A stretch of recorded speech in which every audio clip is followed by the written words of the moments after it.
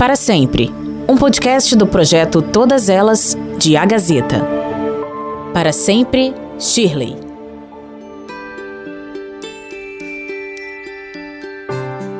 Shirley já tinha planejado o aniversário da sua filha e estava muito animada. Mas a sua alegria foi interrompida quando foi brutalmente assassinada voltando para casa.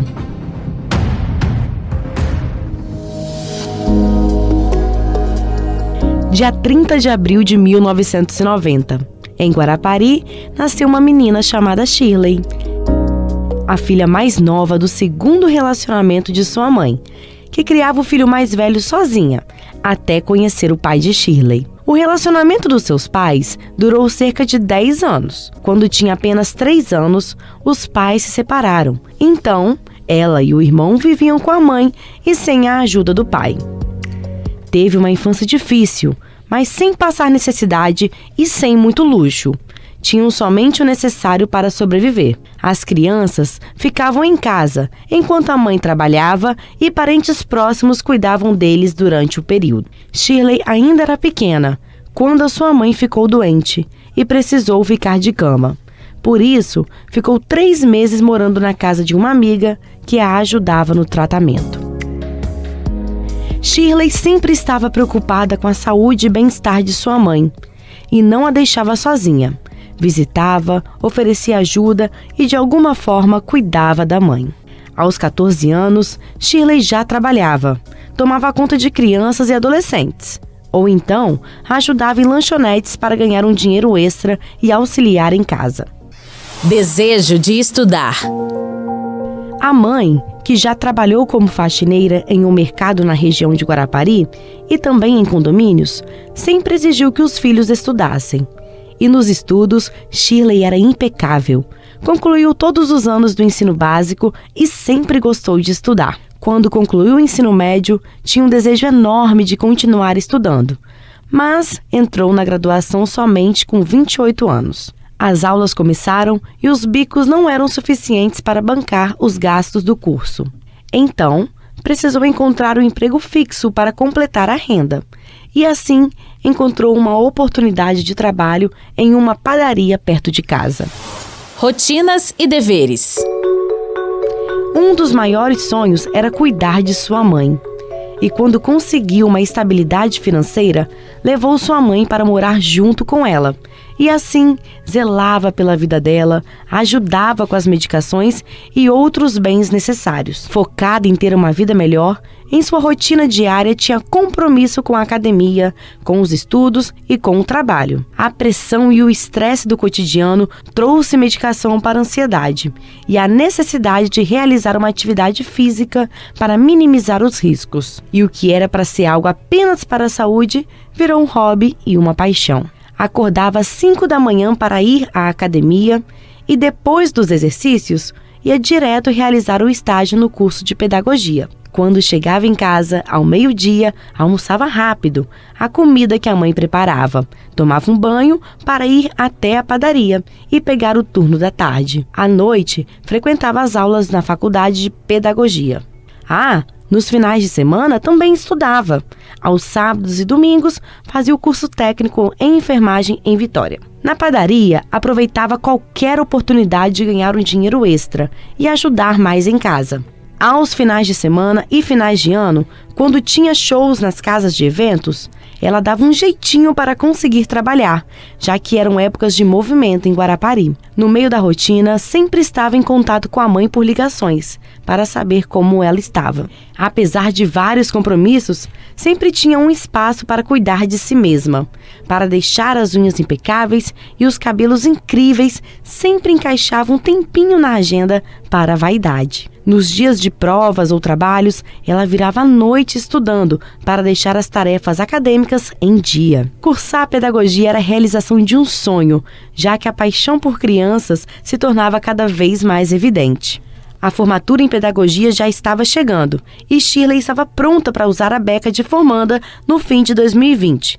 Mas o traje chegaria antes, para o curso de técnico em enfermagem, que seria na metade do mesmo ano. Sonho de ser mãe. Em fevereiro de 2012, foi uma época marcante para Shirley. Ela gerava no ventre uma menina, fruto do primeiro casamento. A gravidez da filha fluía normalmente, até que uma pressão alta gerou complicações no parto, que ocasionou uma internação de emergência de mãe e filha. Ambas foram de Guarapari para Vitória para receber um tratamento mais eficaz, e foi um breve período até a volta das meninas para casa. Shirley era extremamente carinhosa e não deixava faltar nada para a filha. Era atenciosa, principalmente com os estudos. Estava presente em todas as reuniões e, quando não podia, a avó ia em seu lugar. O curso de pedagogia era fundamental para ensinar a filha as demandas da escola. Relações conturbadas. Nas festas, nos barzinhos ou nas idas para lanchar, conheceu o primeiro marido. O relacionamento dos dois durou cerca de 4 anos e trouxe uma linda menina para o casal. O parceiro era um homem difícil. Shirley era uma pessoa agitada e estava sempre atrás do próprio dinheiro. Mas encontrou um rapaz que era o oposto dela. Acomodado, ele não era muito chegado em trabalhar, e todos os empregos que o ex-marido encontrou foi com a ajuda de Shirley.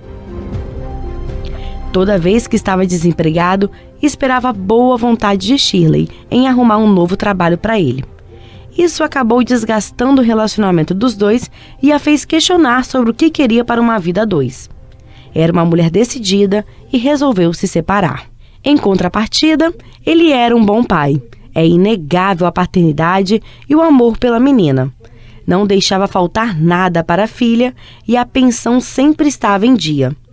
O afeto, o amor e a responsabilidade existiam em relação dele com a filha, e isso gerava bons olhares dela para ele. Ela ainda dizia: ele pode ser o que for, mas não deixa nada faltar e dá muita atenção para nossa filha. Por um bom tempo, Shirley viveu com a mãe e a filha, estudando e cumprindo com a rotina. Nos relacionamentos, gostava de conhecer uma pessoa antes de ficar com ela. Era um dia comum de trabalho, até que um belo rapaz que tomava café todos os dias na padaria trocou olhares com Shirley. E foi assim que conheceu seu segundo marido. Ele era um príncipe e durante o namoro visitava a família de Shirley sempre que podia. As visitas do novo namorado ficaram cada vez mais frequentes e não faltavam elogios da sogra para o novo parceiro de Shirley. E logo, ele já estava morando com ela e com sua família. O relacionamento ia cada vez melhor. Compraram juntos carro, moto e, para sair do aluguel, estavam reformando uma casa em cima da casa do pai dele. Ele buscava e levava ela todos os dias no trabalho para não deixá-la sozinha. E não demorou muito. Comprou uma aliança e a propôs em casamento. Shirley já estava comprando e ganhando alguns itens novos para mobiliar a nova casa. Faltava apenas alguns móveis que seriam comprados quando tudo estivesse pronto. Ele ajudava Shirley e sua mãe em tudo, pagava o aluguel e tudo o que era necessário, até que tudo começou a mudar. Começou com insultos à sogra e com alguns ciúmes de Shirley na academia e no salão. De alguma forma, queria controlar a vida da noiva. Shirley não levava desaforo e vivia sob o dilema: antes que o mal fique pior, vou cortar pela raiz. O novo comportamento do noivo começou a preocupar a mãe de Shirley sobre o tratamento dele com a filha. Xingamentos e discussões ficaram frequentes entre o casal, e essa nova atitude afetou inclusive na faculdade de Shirley. Ela começou a ter problemas psicológicos e frequentava as aulas bem nervosa. Shirley não estava satisfeita, terminou o relacionamento e o mandou embora de sua casa. Durante a separação, o então ex-noivo vivia atrás de Shirley. E ele até melhorou a postura, ficou bonzinho, a reconquistou e voltou a morar junto. Mas não demorou muito tempo para que o comportamento agressivo dele voltasse. Quando ela estava no salão, ele ia até o estabelecimento para a ofender e a maltratava em casa com xingamentos. A mãe de Shirley não estava satisfeita com a situação e até se meteu em algumas discussões para defender a filha. E o noivo começou a discutir com a sogra também. A mãe de Shirley sentia que ele planejava algo ruim.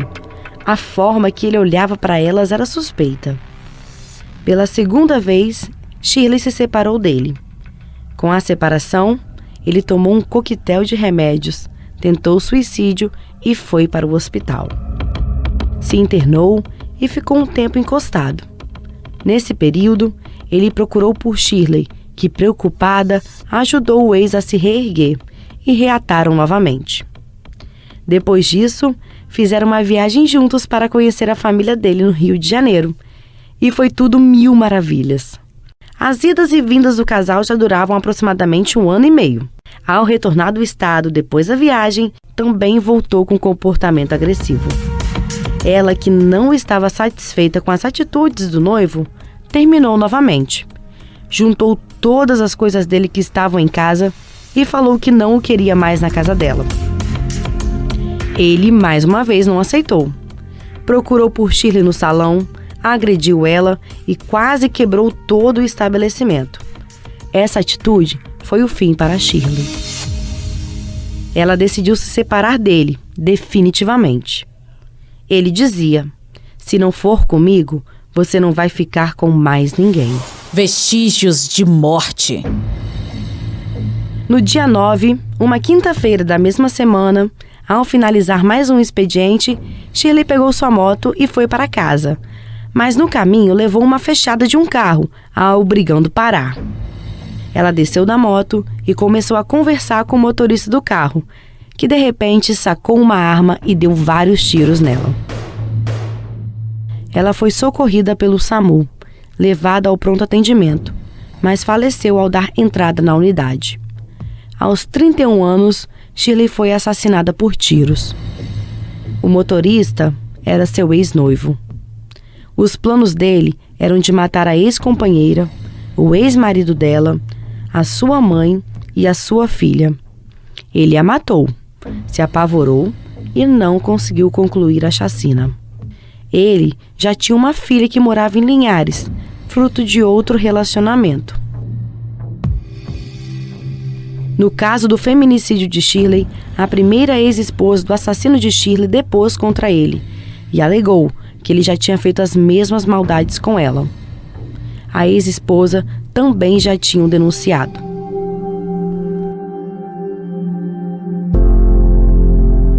O sonho de Shirley era conquistar um bom emprego, acabar um pouco com a vida agitada e dar uma boa vida para sua mãe e para sua filha. Uma semana depois do dia da morte de Shirley, era aniversário da filha, que, ansiosa, já tinha tudo planejado para celebrar a vida da menina. Hoje, a mãe de Shirley ainda vive na casa onde morava com a filha e a neta. Porém, com a ausência de Shirley, ela teve que voltar aos trabalhos para gerar renda e conseguir pagar as dívidas. A filha de Shirley, que é fruto do primeiro casamento, vive hoje com o pai e, aos finais de semana, a guarda é compartilhada com a avó materna, que cuida e zela pela vida da neta. Para sempre, Shirley. A vida de Shirley foi contada por uma amiga muito próxima da família. Esta é uma homenagem a vítimas de feminicídio, mulheres que foram caladas com a morte, mas que para sempre estarão na memória e nos corações dos seus amigos e familiares. Para sempre, um podcast do projeto Todas Elas de A Gazeta. Nas vozes de Carolina Gomes e Natália Ferreira. Produzido por Luca Missi. Sonorizado por Jonas Brown. Com edição e supervisão de Adriana Rios e Joyce Meriguete. E no próximo episódio, vamos contar a história de Vivian, uma mãe dedicada que teve a sua vida interrompida ao ser friamente torturada.